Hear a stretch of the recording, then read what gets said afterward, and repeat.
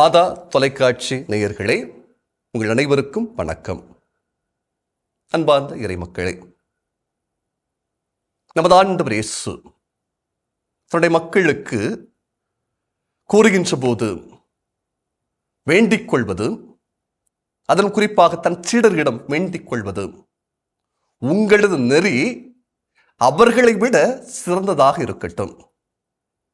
அப்படி என்றால் இயேசு யூத சமயத்தை சார்ந்தவர், சீடர்களும் யூதர்களாகவே இருந்தனர். இருப்பினும் ஆண்டவர் இயேசு ஒரு புதிய நெறியை கொண்டு வருகின்றார். தன் சீடர்களிடம் அதை வேண்டுகோளாக வைக்கிறார்.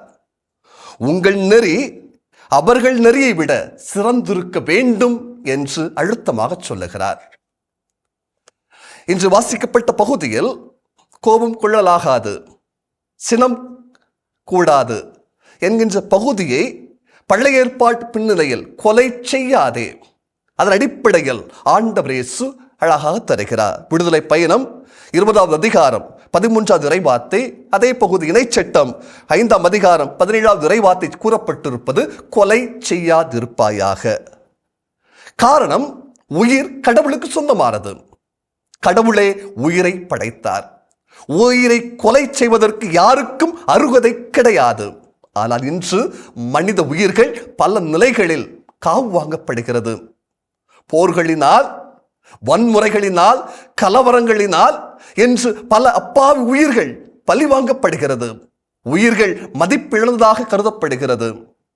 இன்னும் திருமண உறவுகளில் கரு சிதைவுக்கு கருவறையில் இருக்கின்ற குழந்தைகள் காவு வாங்கப்படுகிறது. ஒன்றை மட்டும் நினைவில் வைத்துக் கொள்ளுங்கள், உயிர் கடவுளுக்கு சொந்தமானது. உயிரை அழிப்பதற்கு யாருக்கும் எதற்கும் அனுமதி கிடையாது, அருகதையும் கிடையாது, உரிமையும் கிடையாது. உயிர் கடவுளுக்கு சொந்தமானது. ஆண்டவர் இயேசு யூத நெறியை விட இன்னும் ஒருபடி மேலாக சொல்லுகிறார், சினம் கொள்ளாதே. இந்த சினம்தான் உங்களை கொலை செய்வதற்கு தூண்டுகிறது. எனவே சினம் கொள்ளாதே. உன் சகோதரனை அறிவிலி என்று சொல்லாதே, முட்டாளி என்று சொல்லாதே, மதியீனன் என்று சொல்லாதே, அவனை மதித்திடு என்று அறநெறியை அழுத்தமாக சுட்டி காட்டுகிறார். உங்கள் அறநெறி சிறந்து விளங்க வேண்டும் என்று தன் சீடர்களுக்கு கற்றுக் கொடுக்கிறார். இயேசுவை நாம் பின்பற்றுகிறோமா? அவர் வார்த்தையை உள்வாங்க வேண்டும்.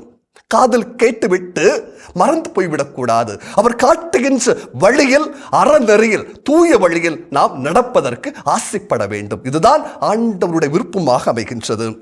யாக்கோபு 1ஆம் அதிகாரம் 19-20வது இறைவார்த்தையை திருத்துதர் சொல்லுவார், ஒவ்வொருவரும் கேட்பதில் வேகமும் பேசுவதிலும் சினம் கொள்வதிலும் தாமதமும் காட்ட வேண்டும். ஏனெனில் மனிதரின் சினம் கடவுளுக்கு ஏற்புடைய செயல்கள் நிறைவேறுவதற்கு தடையாக இருக்கிறது. எனவே சினம் கொள்ளாதீர்கள் என்பதை அழுத்தமாக திருத்துதர்களும் நமக்கு வலியுறுத்தி சொல்லுகின்றார்கள். அன்பார்ந்த இறைமக்களே, இந்த சமூகம் இப்படியே போய்கொண்டிருக்கிறது, வன்முறைகளோடு போய்கொண்டிருக்கிறது. என்ன செய்யலாம்? ஆண்டவர் இயேசு சொல்லுகிறார், மன்னியுங்கள். மன்னித்தல் சாலச் சிறந்தது, விட்டு கொடுத்தல் ஏற்புடையது. மன்னிக்கின்றவர் கெட்டு போக மாட்டார்கள். இயேசு சிலுவையில் தொங்கி உயிர் விடுகின்ற கடைசி வார்த்தைகள் உச்சரிக்கின்ற போது சொல்கின்ற வார்த்தைகள் ஒன்று, தந்தையே இவர்களை மன்னியும். அறியாமல் செய்து விட்டார்கள். அறியாமலா செய்து விட்டார்கள்? அறிந்தே செய்தார்கள். இருப்பினும் தந்தை கடவுளிடம் பரிந்து பேசுவராக இயேசு இருக்கிறார். அறியாமல் செய்து விட்டார்கள், இவர்களை மன்னியும் என்று. அன்பான இறைமக்களே, இயேசுவை பின்பற்றுகின்ற நாம் இயேசுவோடு இணைந்து வாழ ஆசைப்படுகிறோம் என்றால் மன்னித்து மற்றவர்களுடைய நெறியை விட நமது நெறி சிறந்து விளங்க ஆசைப்பட வேண்டும். மீகா 6ஆம் அதிகாரம் 8வது இறைவார்த்தை சொல்கிறது, மானிடா, நல்லது என்று எது என அவர் காட்டியிருக்கின்றார் அல்லவா? நேர்மையானதை கடைபிடித்தலும் இரக்கம் கொள்வதில் நாட்டத்தையும் உன் கடவுளுக்கு முன்பாக தாழ்ச்சியோடு நடந்து கொள்வதையும் தவிர வேறு எதை உன் ஆண்டவர் எதிர்பார்க்கிறார்? ஆண்டவர் விரும்புவதை நிறைவேற்றுவோமா?